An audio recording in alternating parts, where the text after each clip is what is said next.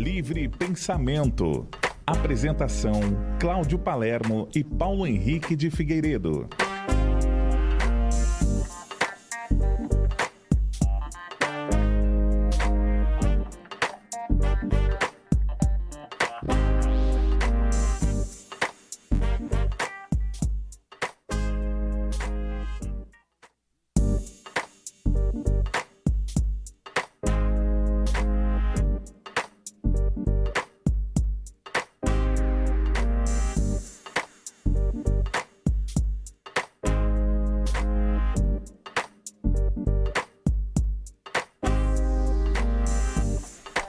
Ótima manhã, você que está na audiência da Rede Boa Nova de Rádio e também da TV Mundo Maior. Segunda-feira, 20 de janeiro de 2020, o Livre Pensamento ao vivo no ar. Bom dia, Paulo Henrique de Figueiredo.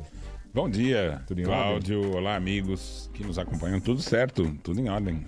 E aí, já começou a agenda de palestras ou ainda não? Não, eu tenho mais alguma palestra agora. Vou entrar de férias e em março tem palestra até o fim do ano. E o novo livro, como é que tá? Estamos trabalhando lá. Na verdade, não é novo, né? Nós temos alguns autores e alguns livros que vão ser lançados esse ano e a gente logo está noticiando. Você pode participar do Livre Pensamento, facebook.com/TV Mundo Maior. Manda suas perguntas, seus comentários por lá e compartilhe a nossa live também para que mais pessoas tenham acesso ao conteúdo aqui da TV Mundo Maior, da Rede Boa Nova de Rádio, e principalmente acesso à autonomia moral espírita, que é algo que a gente vem discutindo já há vários programas. Esse trabalho que o CEDOR, né, o Centro de Documentação e Obras Raras da FEAL, vem resgatando, e o Paulo vem colocando tão bem aí no livro Autonomia, a história jamais contada do Espiritismo. Também o zap 996433827, manda sua mensagem por texto, áudio ou vídeo. Também estamos ao vivo no site da TV Mundo Maior, tvmundomaior.com.br. Clica lá no ao vivo e vai abrir a nossa janela de transmissão do YouTube. E a linha do ouvinte, a Verinha, aguarda a sua ligação, 0800 979 5011. Mostra a capa do livro aí, Paulo, para quem ainda não conhece. Olha, tem uma notícia nova aí a respeito do livro Autonomia. Aí, ó. Olha só que chique. Valeu, Boris e Jefferson. Ele já está em finalização, a negociação para lançamento do livro na Europa. Pô, que legal. A partir de Portugal e alguns outros países também já estão em fase de negociação com a FEAL para lançar o Revolução e Autonomia na Europa. Ó, eu estou estudando autonomia. Cheguei na parte ali que os nazistas, quando invadiram Paris, invadiram lá várias bibliotecas maçônicas, de várias religiões, também de filosofias espiritualistas, e também invadiram a mansão dos espíritas. E depois o Canuto de Abreu, quando retorna a Paris em 1950, não acha mais praticamente nada, porque tudo foi lá para a questão nazista, né? E não sei como que ficou isso depois, né? Se as pessoas podiam pegar de volta. Como é que ficou essa questão, Paulo? Olha, estava realmente na Maison dos Espíritos, mas o Paul Lemarie não havia entregue ainda o lote principal das cartas, por isso que... Mas é uma coisa, assim, muito própria do destino, né? Porque quando o Canuto foi em 1950... As pessoas todas que ele tinha encontrado em 1920 não tinha mais ninguém. Sim, por causa então, já quase... estavam de idades ou por causa da guerra morreram. Isso. Então, por uma diferença ali de pouquinho tempo, ele não ia voltar com nada. Então, foram acontecimentos muito importantes. E agora a gente está com notícias recentes. Existem algumas instituições na Europa de busca e restituição de material saqueado, né? E em algumas listas contam os materiais que foram roubados pelos nazistas.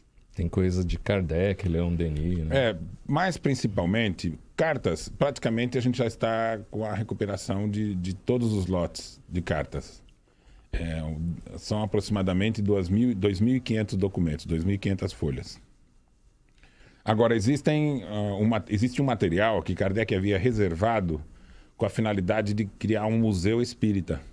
E ele guardava esse material também no armário. Então, e tinham quadros, tinha estátuas, tinha material mediúnico, uma série de coisas, né? Essas e o próprio armário foram levados pelos nazistas. Mas já existem alguns grupos que estão fazendo a recuperação. Foi requisitado ao CEDOR uma carta identificando o material que tinha sido roubado por essa instituição lá na Europa, para que possa ser identificado e restituído. Então, eu acho que nos próximos anos, né, não é nada rápido, né? Mas nos próximos anos nós vamos ter notícias a respeito disso. E o livro também, além dessa questão que esclarece, né, como é que foi a ação de grupos ligados ao nazismo, que tinham essa questão. A missão deles era ir atrás de coisas culturais, quadros. Eles queriam fazer a maior biblioteca esotérica do mundo. Eles eram super ligados, principalmente o Hitler e o Himmler, né?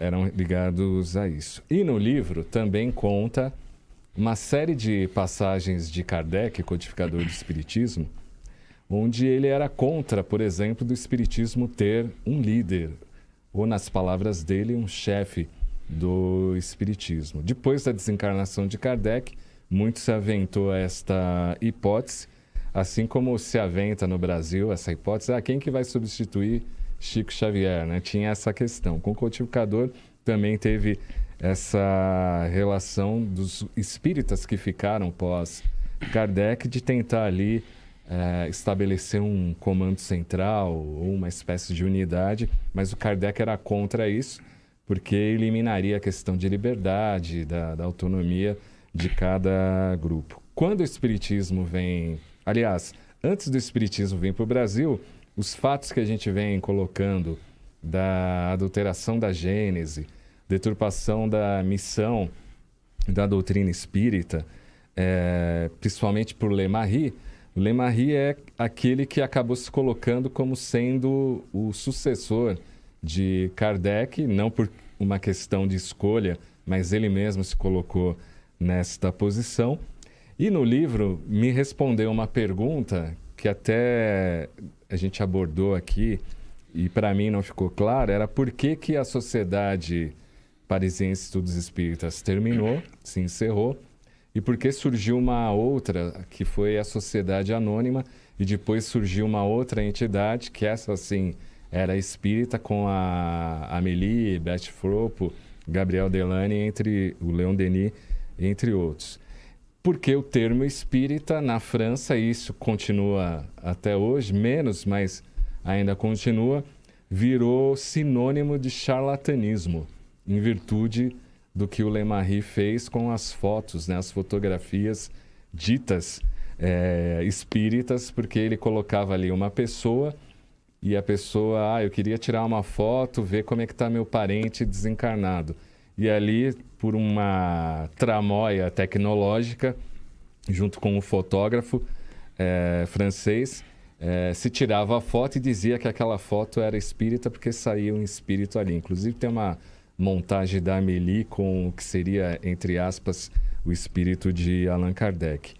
Isso repercutiu na sociedade francesa, Lemarie foi preso, julgado, e os espíritas acabaram sendo taxados de charlatães em virtude disso, né? Por isso que eu entendo por que o Chico Xavier dizia que o Lemarie é o coveiro do espiritismo na França. Praticamente ele enterrou o espiritismo com esta atitude.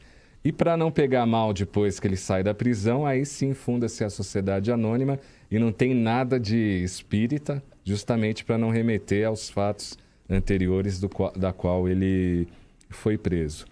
O que, em tese, Paulo, seria uma premonição do Kardec, uma previsão, dizendo o seguinte, olha, não fica só em uma pessoa, não tenha um líder, porque se esse líder falhar, vai enterrar todo o conceito doutrinário, toda a missão da doutrina espírita. Então, Kardec já tinha adiantado isso, mostrado por que não é interessante esse tipo de organização pautada só em uma pessoa.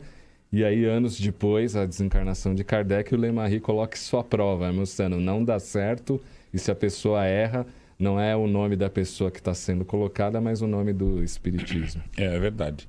Você colocou aí 2 assuntos bastante interessantes. Um é a questão das fotografias espíritas, né? Elas não começaram na França, elas começaram nos Estados Unidos.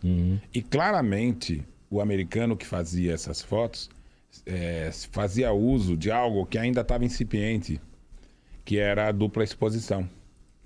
Né? Pesquisando em Kardec, nós vamos encontrar muito antes disso e ver como ele é uma pessoa bem prevenida e com bom senso. Né?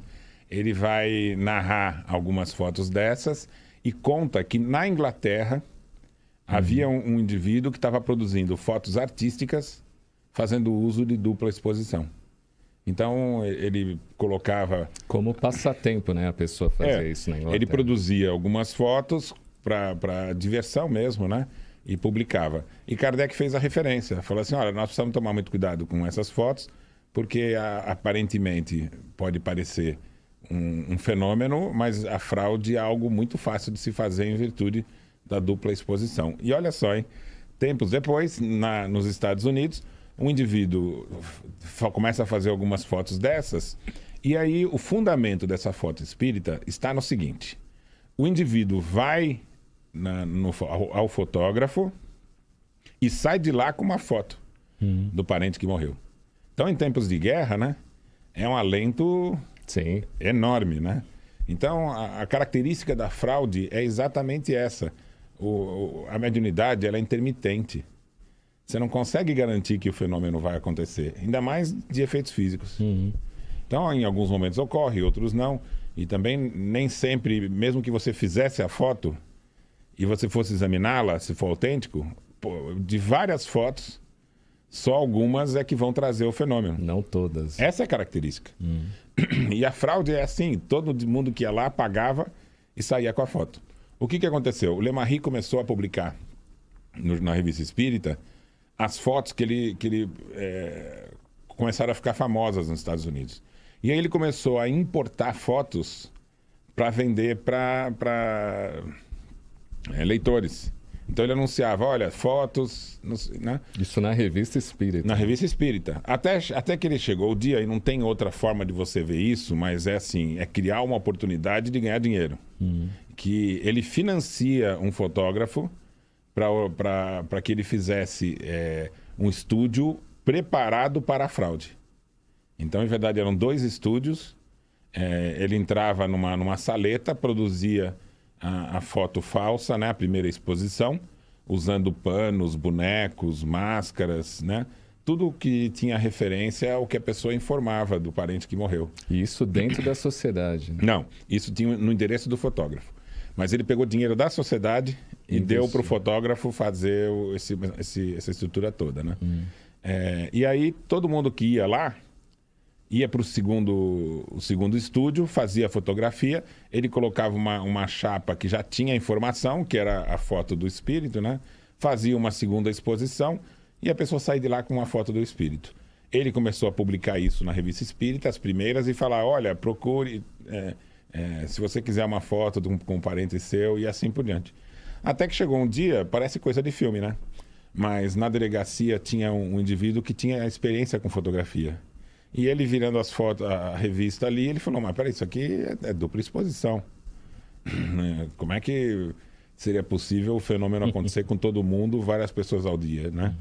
E aí eles fazem uma batida de surpresa policial e quando chegam no local...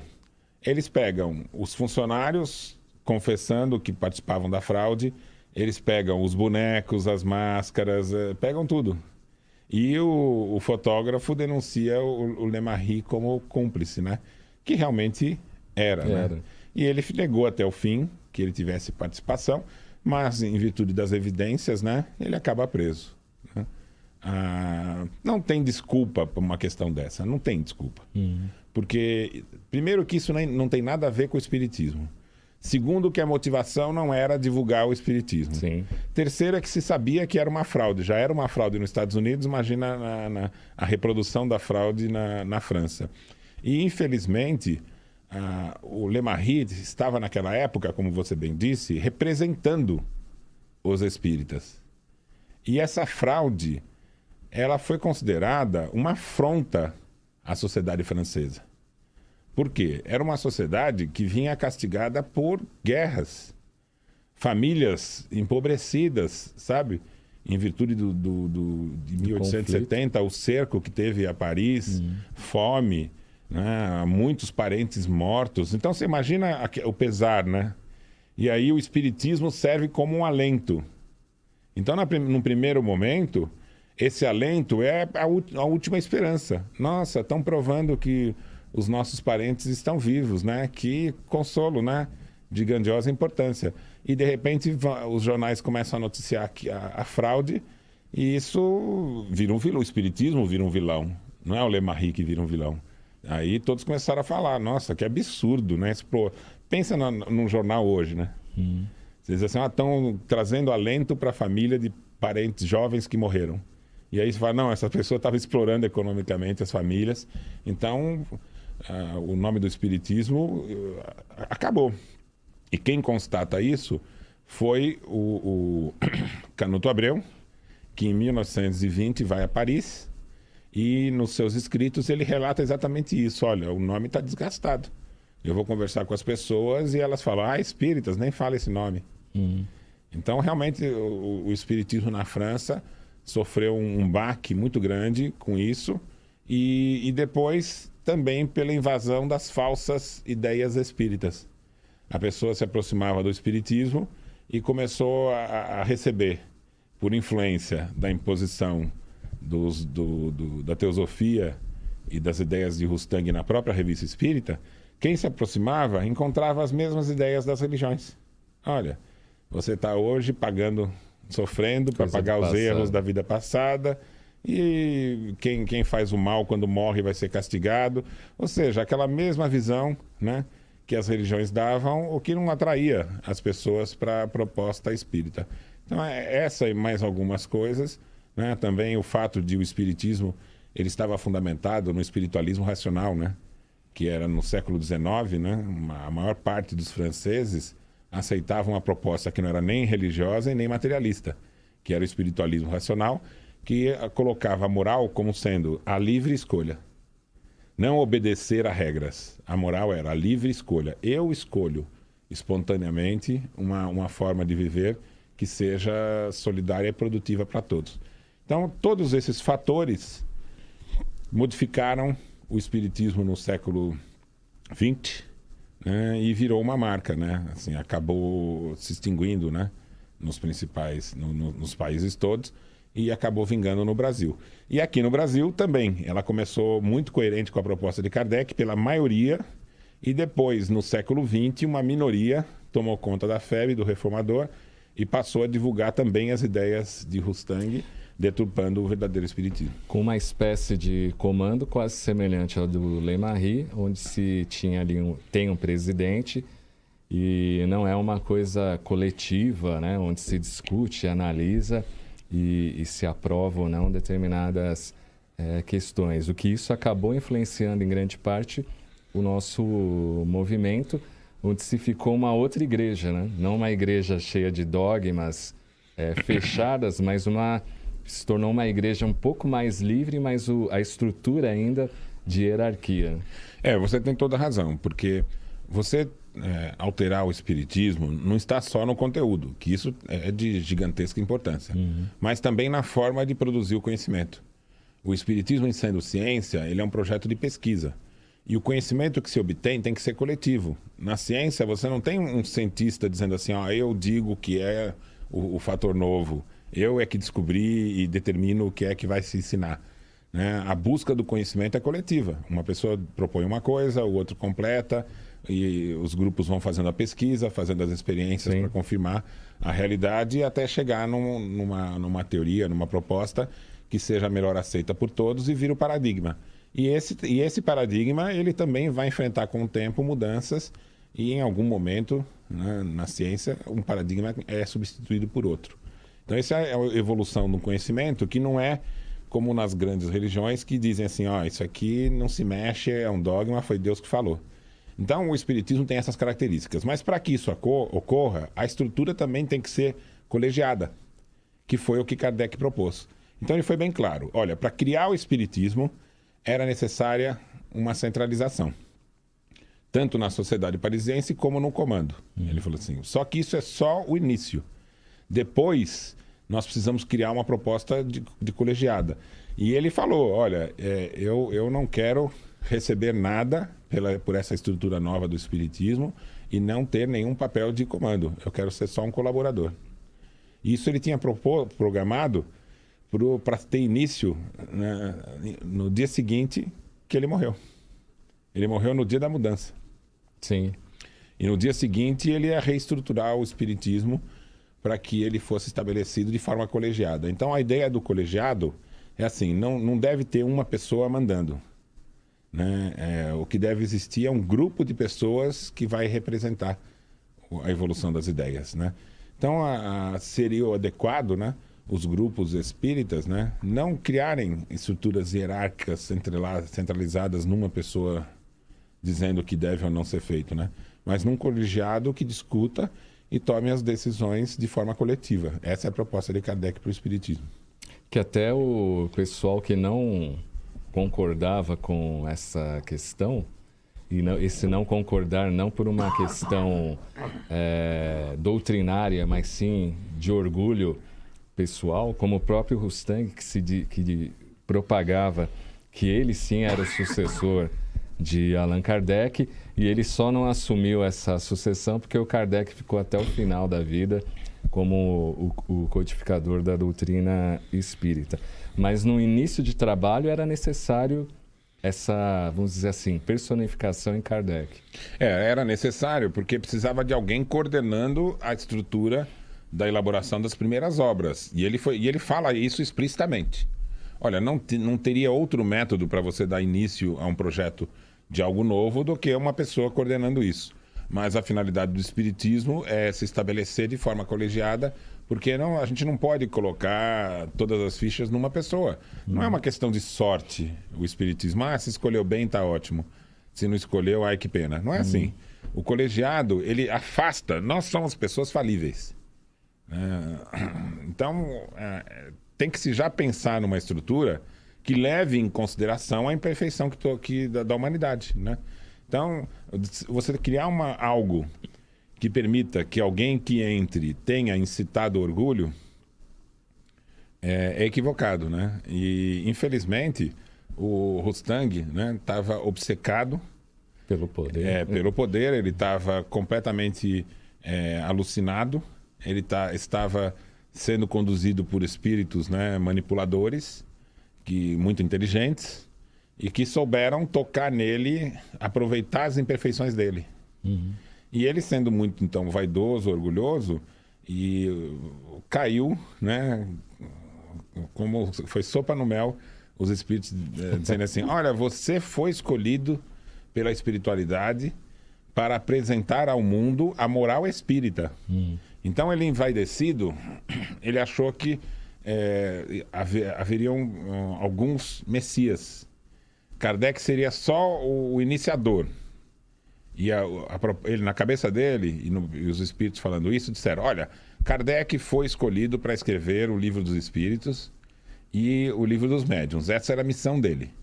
Preparar, e depois ele teria que ter a humildade suficiente para se recolher e deixar que o Messias da moral surgisse, que seria o Rustang. A gente ouvindo isso tudo, para nós é fácil verificar que isso não é algo adequado, né? Que ele estava sendo manipulado, era uma obsessão. Se torna até cômico, né? Mas, infelizmente, quando as pessoas estão envolvidas numa trama dessa, elas acreditam. Não só acreditam, como elas se acham imbuídas do sacrifício de quem luta pelo bem. Aqueles primeiros cristãos que eram jogados aos leões, sabe? Então, cria-se aquela ideia, olha, eu sei que eu estou fazendo a coisa correta porque estou sendo perseguido. Um mártir. Isso. Então, isso aqui os espíritos manipuladores, eles usam. Infelizmente, não aconteceu só com Rustang, está acontecendo aí. Pelo Brasil, pelo mundo, vários grupos. Então, eles chegam para o grupo e dizem assim, vocês são especiais o suficiente para receberem de nós informações que ninguém está preparado para ouvir. Começa assim. Aí eles dizem assim, então, enquanto estivermos oferecendo para vocês esse conteúdo, não tenham contato com ninguém para que a gente possa concentrar em vocês e vocês trazerem isso. Então percebe que é uma inversão completa do que fez Kardec. Kardec não se fechou na sociedade. Ele abria. Estudou sozinho, fechado ali para trazer revelações e aí publicar para que o mundo soubesse. Não. Ele fez uma estrutura de comunicação que ele publicava as coisas na Revista Espírita, colocava a debate, publicava as coisas que ele recebia e aí os grupos todos mandavam as suas produções para ele e ele ampliava o debate nesse... Era uma rede, né? Então chegou a 1 milhar de grupos de estudo que mandavam para Kardec, mas Kardec publicava e mandava para esses todos a Revista Espírita. Então ele, numa época, né, que a comunicação ainda era muito difícil, ele construiu criar uma estrutura semelhante ao que hoje são as redes, né? As redes de comunicação da internet, né? Que você pode criar esse diálogo amplo, né? O que hoje nós temos de diferente é que seria inviável cada grupo se comunicar com todos os outros, a não ser por meio da revista. Hoje, pelas redes sociais, você pode comunicar todos com todos, né? Que é a situação ideal. Então, Kardec sabia que nós estávamos vivendo um momento novo. Até então, as grandes revelações no mundo, elas foram trazidas por pessoas. Né? Na filosofia, por exemplo, nós podemos dizer que um grande revelador da verdade foi Sócrates. Né? E o Sócrates não escreveu nada. Você sabe para quem que ele ensinava? Ele ia na sapataria do lado de uma praça. E ele ficava ali na sapataria de manhã e ensinava para quem o procurasse. E muitas vezes eram donos de casa, até escravos. Quem chegasse na praça para conversar com ele, ele contava as verdades. E ele não estava fazendo uma coisa pequena. Ele estava antecipando o cristianismo e o próprio espiritismo. Kardec coloca isso no Evangelho, né? E Jesus também, né? Ele falava para o povo, para quem estivesse interessado, nos bosques, nas praças, na beira dos lagos. Abriu né? o jogo, né? Não fica fechado. E aí Kardec fez o mesmo. Né? A gente, até pelo livro, que você vai ver ali alguns atendimentos que ele dava às pessoas que o procuravam, ele também fazia uso do espiritismo para todos. Sempre tem essa característica coletiva. Mas alguns missionários, né, que deram origem a religiões, eles eram como Moisés, por exemplo. Ele era sozinho. Então ele recebia essas comunicações, escreveu e pronto. Ficava-se, a religião gira em torno disso. Então, é isso que o espiritismo vem trazer. Né? Não mais a centralização em pessoas, mas em trabalhos coletivos. Né? O espiritismo ele vai ser retomado. Algumas pessoas pensam assim, por que os espíritos não continuaram as comunicações para ampliar e trazer novos ensinamentos? Porque os ensinamentos fundamentais foram esquecidos. Então, se hoje o que está sendo divulgado não é o espiritismo original, como é que os espíritos vão dar continuidade se o principal está perdido, né? Então, nós precisamos formar grupos de estudos que vão recuperar o sentido original, que é fácil de resumir, é a proposta da autonomia intelecto-moral, levada às últimas consequências, né? Por que últimas consequências? Porque a autonomia intelecto-moral como meio de desenvolvimento do indivíduo já está presente na cultura.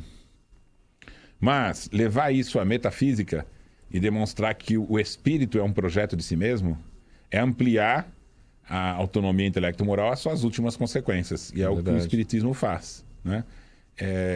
E demonstrar que as hipóteses heterônomas, né, de castigo, recompensa, queda, Deus vigiando e Deus colérico, né, descendo a mão sobre aqueles que o negam ou confrontam, essa é uma visão falsa que pertence ao passado. Que até um texto do Kardec onde ele critica as religiões quando trabalham com a culpa, e ele é claro em dizer, no espiritismo não se pode inserir a culpa como esse método que as outras religiões já vêm fazendo há milênios. Num trecho da Gênese que foi retirado por adulteração, ele vai qualificar todas as religiões ancestrais como tendo nascido para favorecer o domínio de alguns poucos sobre as massas.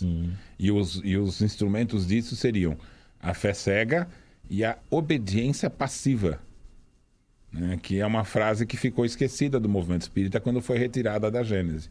Então Kardec diz assim, olha, o meio de dominação, e ele usa essa expressão, das massas, né, pelo instrumento da religião, é o da fé cega e da obediência passiva. Qual o significado disso? Fé cega é o não uso da razão.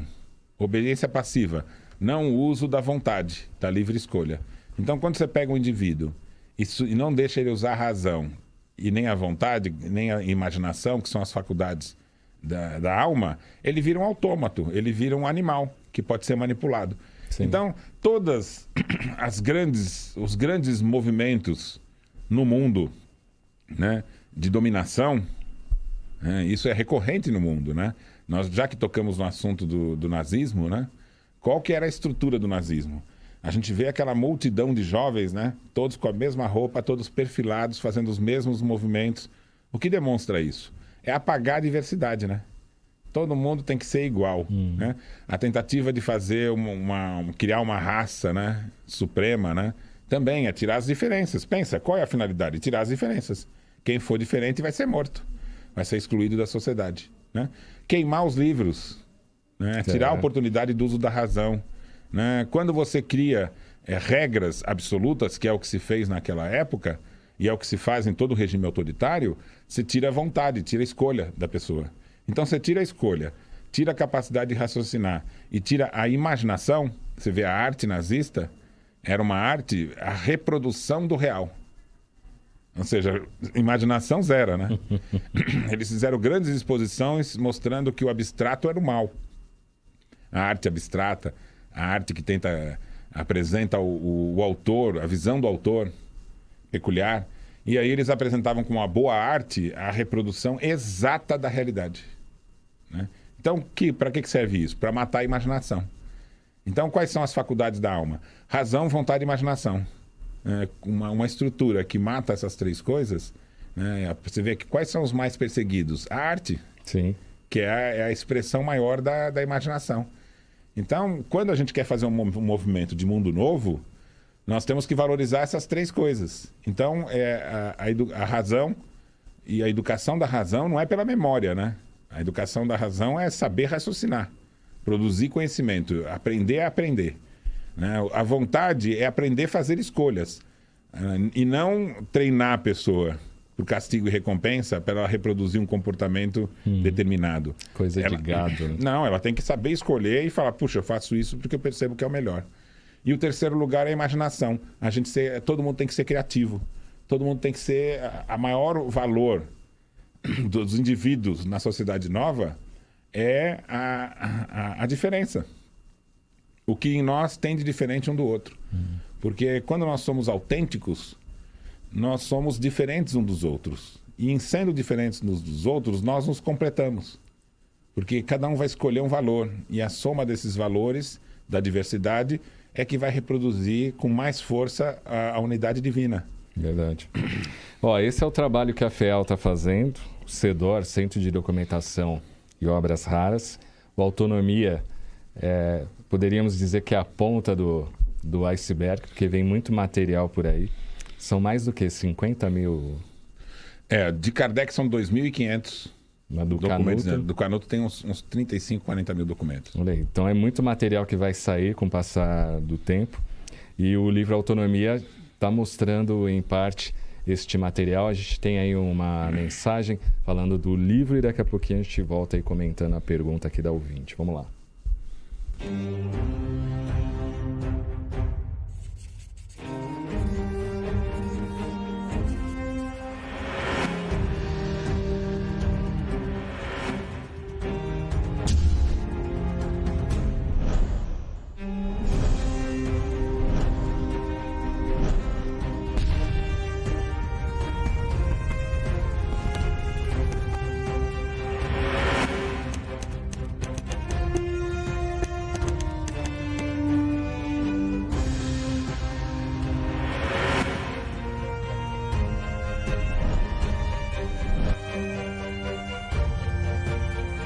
O pesquisador e escritor Paulo Henrique de Figueiredo lança obra que revela fatos desconhecidos da vida de Allan Kardec e conduz o espiritismo para a libertadora doutrina dos espíritos.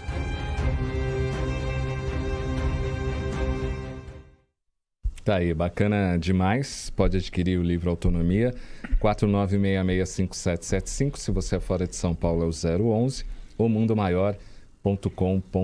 E também o livro A Gênese, lançamento da FEAL, a obra original de Allan Kardec. Você também pode adquirir aí na loja virtual mundomaior.com.br ou ligando no 0 operadora 11 4966 5775. Quer falar, Paulo? Comentar? A FEAL realmente está se preparando para oferecer essas pesquisas que já foram feitas, mais novas, né? Para que você produza uma obra, é preciso de tempo, né? Uhum. E muitos autores que este ano vão ser apresentados pela FEAL já estão em plena pesquisa para produzir livros novos. Então, a grande novidade esse ano será a apresentação de novos autores trabalhando o tema, né? Isso é legal. Pelo menos esse ano, logo nós vamos estar comunicando isso aos nossos e espectadores e ouvintes. Logo nós teremos pelo menos 3 novos autores. Olha aí, que legal. Trabalhando esses temas. Que pelo WhatsApp 996433827, a Cristina de Itaquera, ela gostaria de saber em que ano, né, na Revista Espírita, o Lemarri coordenou e escreveu. Olha, ele entrou para a Sociedade Parisiense em 71, né? E a gente vai ter uma presença dele de 72 em diante. Né? Acontece que quando ele começou a coordenar a Revista Espírita, ele começou a publicar coisas que não pertenciam à Revista Espírita. Olha uma historinha que eu vou contar ela bem rapidamente. Ele se interessou por teosofia. A Blavatsky sabia das diferenças entre a teosofia e os espíritas. Ele falava, olha, cada um tem a sua visão. Os espíritas acreditam que é possível comunicar-se com os mortos. Eu digo que não. Ela tinha uma tese de que os médiuns não eram influenciados por espíritos, mas por corpos, que ela chamava de corpos etéreos, que eram abandonados para o espírito, que perdia toda a materialidade, como se fossem corpos que ficavam vagando pelo espaço, cascões astrais. Como se fosse a pele que sai da cobra e ela fica aquela pele, nós também teríamos corpos que ficariam ali. E o médium se conecta com isso, com os cascões astrais. É um devaneio, né? Mas é como ela acreditava. E ela dizia que não era possível a comunicação com os mortos. Também tinha algumas restrições com relação à reencarnação. Ela achava que tinham espaços de 1000 anos entre uma e outra, e o Espiritismo propõe uma reencarnação natural. Ou seja, não é a mesma tese. Outra coisa, ela adotava explicitamente a hipótese do karma. Ou seja, quando você faz algo errado, você contrai uma dívida e essa dívida tem que ser paga por uma ação contrária. Um castigo que você recebe na vida seguinte. Ou seja, a relação é heterônoma. Você erra, sofre, é castigado por Deus. Enquanto que a relação autônoma eu aprendo, porque quando eu faço algo errado, eu tenho um sofrimento moral. E eu não quero mais isso. E aí, eu superando a imperfeição, eu supero o sofrimento moral. Então, é uma relação íntima. O que aconteceu?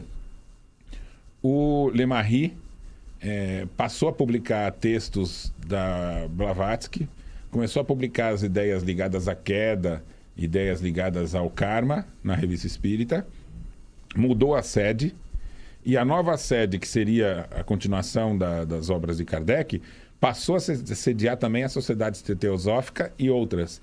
E ele se instituiu em Paris como representante da Sociedade Teosófica. Virou uma salada, né? Agora, olha só a ironia do destino. Quando a Blavatsky foi para Paris e conheceu o Lemarri, ela constatou que ele não sabia nada de teosofia e ele foi expulso da teosofia.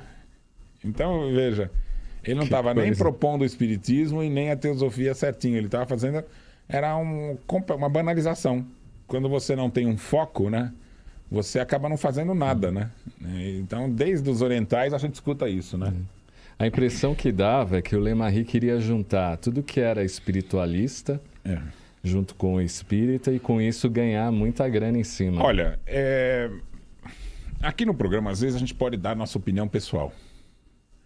A minha opinião pessoal, depois de estudar muito isso, é que o Lemarri, ele estava absolutamente perdido. E o que ele queria mesmo era ganhar dinheiro e se defender das coisas erradas que ele foi fazendo continuamente. Então ele tinha um cotidiano de tentar se justificar para dizer que estava certo. Né? Sabe quando a pessoa faz uma coisa errada e é responsabilizada porque merece e quer dizer que não fez nada errado? Ela fica se justificando a vida inteira, né? A gente vê pessoas assim, né? Sim. Então ele passou a vida se justificando para dizer que era uma pessoa legítima e correta. Sendo que a forma adequada tudo bem, errou, tá, então se arrepende e constrói. Olha, eu errei e eu vou construir uma coisa boa a partir de agora, né? Me veio na cabeça aqui, por exemplo, a figura do Casagrande, né? Fez um monte de coisa errada, né? Se envolveu com as drogas, destruiu a vida dele em função disso, né? Agora, ele não é uma personalidade que vai na televisão e fala, esqueçam o passado, não toquem nesse assunto. Nada, é o inverso, né? Ele fez da sua vida agora a missão de mostrar que esse caminho, não precisa percorrer esse caminho que eu percorri, sabe? Ele sempre fala isso. E ele usou isso como sendo um instrumento, né? Então ele se arrependeu, se modificou, criou algo novo e aproveita o que ele viveu, as coisas erradas que ele vivenciou, como sendo um exemplo, né, de superação. Então, o Le Marie, em vez de fazer isso, né? Olha, volta atrás no que você fez de errado, né? Vamos corrigir. O que dá a impressão é que quem é rustanguista tem uma vibe de orgulho, de nariz empinado, onde eles não possibilitam a conversa, mas sim, não, é isso e acabou e nós estamos certos. E o Le Marie mostra muito disso, né? Ele nunca volta atrás ou mostra, não, eu estava errado, não. Ele sempre tentando se justificar e vai colocando mais ações e deturpando mais ainda. E Kardec chegou a falar sobre isso. Ele falou assim, olha, o espiritismo vai sofrer desvios, vão existir pessoas que vão tentar tirar ele do caminho adequado. E ele termina dizendo assim, mas todos esses um dia voltarão para o bem. Então a tese espírita é da recuperação, é de oferecer espaço, né, para todos. Mas esse espaço tem que ser ocupado da seguinte forma. Puxa, realmente eu errei, né? Eu me arrependo de ter errado e vou construir agora uma virtude associada justamente à imperfeição que eu tinha. Então, essa é a base do espiritismo. É acreditar em todos, é acreditar na recuperação. Mas, sem o arrependimento, você não consegue se tornar uma pessoa nova. Então, o que acontece com Le Marie é uma representação, e com o próprio Rustang, né? Da construção do espírito. Ele escolhe um caminho equivocado, ele escolhe uma imperfeição, mas ele precisa se arrepender, reconhecer, se conscientizar e refazer um caminho novo, sem esquecer o que passou, mas mostrando uma superação. Então não dá para fingir que não aconteceu nada de errado e continuar para frente. Não dá. Você tem que reconhecer e conscientizar-se, o que o Le Marie não fez. Ele foi até o fim da vida justificando que estava certo. A tal ponto que quando ele vai publicar Obras Póstumas, muitos anos depois, ele vai adulterar uma mensagem para dizer que ele estava certo com relação às questões da Gênese. Que coisa. Então o Kardec demonstrou e o Le Marie na prática comprovou isso, de que não adianta ter um chefe do espiritismo ou um líder. E em pleno século XXI nós temos muitos médiuns que, se não se auto-intitulam, mas aqueles que estão à volta o consideram esses médiuns como chefes ou líderes do espiritismo, que vai na contramão daquilo que o codificador já tinha escrito e dito lá no século XIX. Uma das provas do desvio que o Le Marie promoveu é o fato dele ter publicado duas brochuras. Uma delas o Rustang, os 4 Evangelhos, resposta aos adversários de Rustang. E considerando esses adversários, Kardec e os espíritas pioneiros. Os caras estavam de brincadeira. E eles publicaram essa brochura e distribuíram junto com a Revista Espírita. E depois ele vai fazer uma outra brochura chamada A Queda Segundo o Espiritismo. Olha que apropriação indébita, né? E a queda é a ideia de que o espírito comete um erro e ele cai na terra para pagar esse erro, porque Deus coloca como sendo esse castigo uma condição. Que é a ideia do Rustang. A ideia do Rustang. Que depois veio para o movimento espírita. Exatamente. A ideia das religiões ancestrais, é a ideia da queda da igreja, a queda do hinduísmo e tal. Então, agora, olha que ousadia, né? Você publicar uma brochura que fala o inverso do que Kardec fala e distribuir junto com a Revista Espírita, né? Ou vender usando a Revista Espírita. Por exemplo, a Queda, segundo o Espiritismo, ele punha trechos na revista e falava, olha, estamos vendendo, ligue aqui para você comprar, procure aqui para você comprar, né? na Revista Espírita. Ele criticando Kardec na revista que foi fundada por Kardec. Exatamente. Né? É um nível máximo de fascinação. E olha que coisa interessante. A gente tem 10 segundos, Paulo.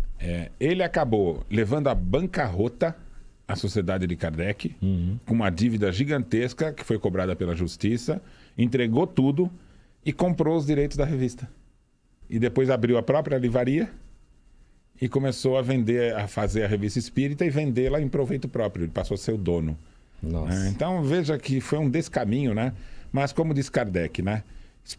Com certeza ele vai se arrepender e vai trabalhar pelo bem em algum momento da sua vida. Isso aí. Até semana que vem, Paulo. Até. Muito obrigado. Obrigado a vocês que nos acompanharam. Valeu. Continue aí na sintonia da RBN TV Mundo Maior. Vamos que vamos.